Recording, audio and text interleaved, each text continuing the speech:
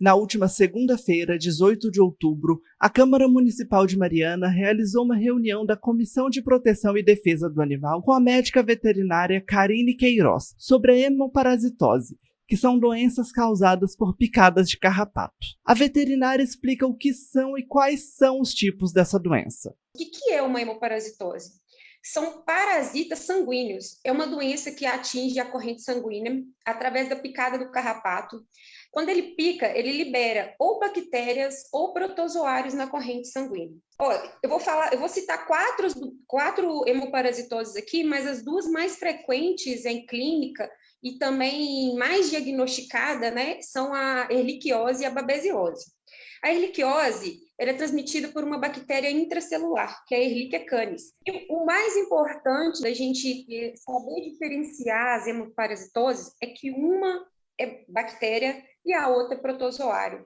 Isso é muito importante na hora do tratamento. É muito importante fazer essa diferenciação, porque são duas doenças totalmente assim, transmitidas pelo mesmo vetor, que é o carrapato estrela, mas com sintomas clínicos e tratamento diferente. E a babesiose já é um hematozoário, ele é um protozoário da Babesia canis. Ele já atinge células vermelhas do sangue. Então, eu estava falando que as principais hemoparasitoses de rotina, de clínica, é a erliquiose, né, que ela é transmitida por uma bactéria, repetindo que isso é muito importante a gente saber diferenciar bactéria de protozoário. No tratamento, isso é fundamental, a diferenciação. E a babesiose canina é o mais rotineiro. Fora isso, tem a anaplasmose, que também é transmitida pela picada do carrapato, porém, as características laboratoriais da anaplasmose, ela só causa uma alteração no exame, e ela geralmente vem acompanhada de outras hemoparasitoses, ou seja, se o animal tem anaplasmose, provavelmente ou ele tem Babesia ou Ehrlichia associada, ou outra doença também transmitida pelo carrapato, porque existe várias, febre maculosa, o hepatosum. O hepatosum também é uma doença, assim, que às vezes nem é diagnosticada por falta de sintomatologia. Às vezes o proprietário nem repara, mas você vai só conseguir identificar através de lâminas, você faz um esfregaço sanguíneo. Os sinais clínicos das hemoparasitoses, isso é muito importante. Vamos falar da erliquiose, que é a primeira, né, que é uma das principais. Ela vai depender, os sinais clínicos vai depender da fase onde ela encontra. A erliquiose, ela pode ter uma fase aguda, subclínica ou crônica. Aguda, geralmente, o animal começa a passar mal, ele fica letárgico, ele fica com as mucosas mais branquinhas, que a gente fala que está hipocorada, com febre, e aí dura aí mais ou menos de 2 a 4 semanas com esses sintomas assim, onde que o proprietário realmente já vai procurar o veterinário. Na fase aguda, ele pode evoluir para a fase subclínica, ou seja, ele pode simplesmente não apresentar sintoma mais de doença nenhuma, eliminar o agente ou evoluir para a fase crônica. O que quer dizer isso? Se ele evoluir para a fase subclínica, ele não vai apresentar sintoma, então o proprietário não tem por que levar ele no veterinário. Então, fica latente lá, fica na corrente sanguínea. Ou simplesmente ele pode eliminar o agente causador, a bactéria. Se ele evoluir para uma fase mais crônica, que pode vir ser um pouco muito mais grave e às vezes até fatal, o animal pode vir a desenvolver outras doenças, como insuficiência renal crônica, doenças a nível medular, porque é uma bactéria que atinge a nível de medula óssea. Então, ele para de produzir tanto células brancas quanto células vermelhas e também plaquetas. Quando fica uma fase crônica, que a Ehrlichia desenvolve insuficiência renal crônica, é um pouco mais difícil de tratar, porque diante da insuficiência renal, também como doenças mielopatias, né, elas é mais difícil de tratar, que aí vem secundariamente outras doenças. A insuficiência renal vai causar o aumento de ureia e creatinina, não vai produzir células vermelhas, as plaquetas vão estar muito baixas, o que pode vir a ocorrer uma hemorragia, digamos assim, de uma forma mais leiga falando, de uma forma mais bruta falando, né, uma hemorragia, porque as plaquetas que faz o tampão plaquetário, não deixa ocorrer hemorragia em caso de cirurgia, em caso de alguma ferida, ou até mesmo no estado normal do animal. Se a plaqueta estiver baixa, ele pode ocorrer sangramento nasal, sangue nas fezes, sangue na urina. Então, isso já é uma fase mais crônica da Ehrlichia. Não é tão agudo. Agudo vai ter febre, o animal vai ficar quietinho, não vai querer comer. Pode ser que perca peso, pode ser que não perca peso, mas a fase aguda ainda é mais tranquila. E a babésia, ela já é ele é um protozoário que ele atinge a nível de hemácias. É uma doença mais aguda. Ela causa a gente chama de anemia hemolítica, ela destrói as hemácias do animal. Quando você pega um animal que ele está com a mucosa bem branquinha, geralmente a sintomatologia das doenças são muito parecidas. O que vai me diferenciar mesmo é a fase, tá?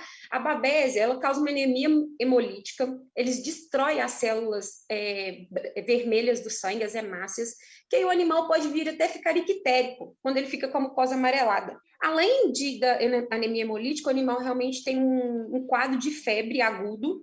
A febre é de 40 graus, eu tenho pegado muito na rotina animais positivos para babesiose com febre de 40 graus, 40,2, sendo que a temperatura normal de um animal é até 39,2, né? Quando você reparar lá que seu cachorrinho está com o nariz mais ressecadinho, mais prostrado, pode saber aí que pode ser que tenha uma febrezinha aí chegando aí. Além disso, né, o animal fica com os linfonodos ativos, que quer dizer que o corpo dele está combatendo alguma coisa. Quando as nossas amígdalas estão um pouquinho inchadas, é porque é como a garganta estivesse infeccionada. E o caso, quando a gente fala em linfodenopatia, é a mesma coisa, os linfonodos estão ativos ali tentando combater alguma coisa. Então, geralmente, os sinais clínicos da babésia aguda são esses.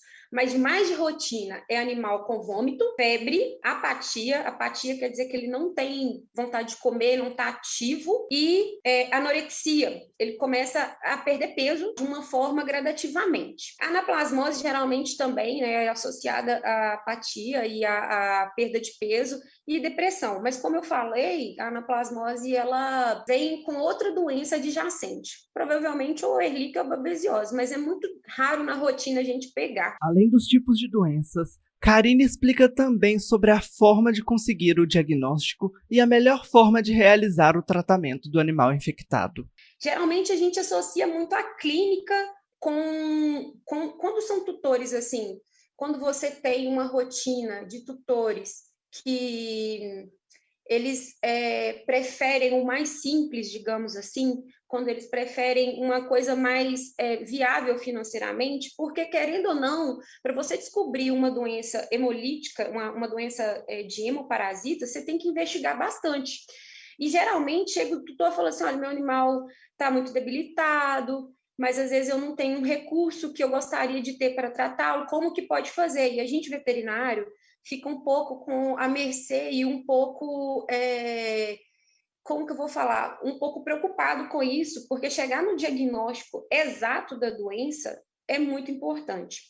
Na rotina, quando o animal chega quando chega com sintoma de vômito, a primeira coisa que a gente pede é um hemograma. E no hemograma, lá tem uma alteração que é significativa de hemoparasitose, que é a trombocitopenia, que é as plaquetas baixas. Só que nem sempre as plaquetas baixas vão me diferenciar se é Ehrlichia, se é babésia, se é anaplasma ou hepatozoom. E o que a gente pede? É muito comum e é um dos mais eficazes a gente solicitar uma sorologia. Uma sorologia vai indicar quando o animal quando ele já teve contato com a doença ou quando ele está apresentando a doença. É como se fosse no COVID. A gente tem que esperar ter sintomatologia do COVID para poder fazer o teste, para poder detectar no teste lá, porque se passa da época de você fazer, já não detecta mais, detecta que você teve a doença, mas não que você está com a doença. E a sorologia é muito importante, porque a gente consegue diferenciar se o animal tem Ehrlichia ou se ele tem babésia. E isso é importante na hora do tratamento, porque a babésia é uma bactéria. Bactéria a gente trata com antibiótico. Protozoário a gente não trata com antibiótico, a menos que os dois agentes causador estejam ativados na corrente sanguínea do animal, onde ele esteja apresentando ehrlichiose e babesiose. Então, a gente associa tanto a antibiótico terapia quanto a aplicação do imisol, que é o que literalmente mata o protozoário da babésia na corrente sanguínea. Além dessas formas de tratamento, ela cita também a importância da prevenção desses tipos de doenças para os animais. Segundo ela, a prevenção é o fator principal para a segurança deles. Prevenção é sempre o melhor. Hoje em dia a gente tem Bravecto, a gente tem NexGard, Simparic, mas o que realmente previne o animal de não pegar o carrapato são as coleiras repelentes ou medicamentos de uso tópico, porque repele o animal não subir no carrapato. O carrapato não subir no animal, porque aí ele não sobe e não pica. Então, se ele não pica, ele não transmite a doença. Tem coleiras antipulgas e anticarrapaticidas, existem pipetas, né? No mercado, hoje em dia, todo dia eles lançam um diferente. E o que diferencia a eficácia desses medicamentos também é o ambiente que o animal vive. Se é um ambiente de roça, que fica mais na zona rural, que tem contato com cavalo, com boi, com outros animais, a chance desse medicamento não ter uma eficácia duradoura e prolongada é muito maior, porque ele está tendo muito mais contato. Agora, se é um animal de apartamento, onde vai passear uma vez ou outra no jardim, no parque, isso já é mais eficaz, tanto a pipeta quanto os de uso oral.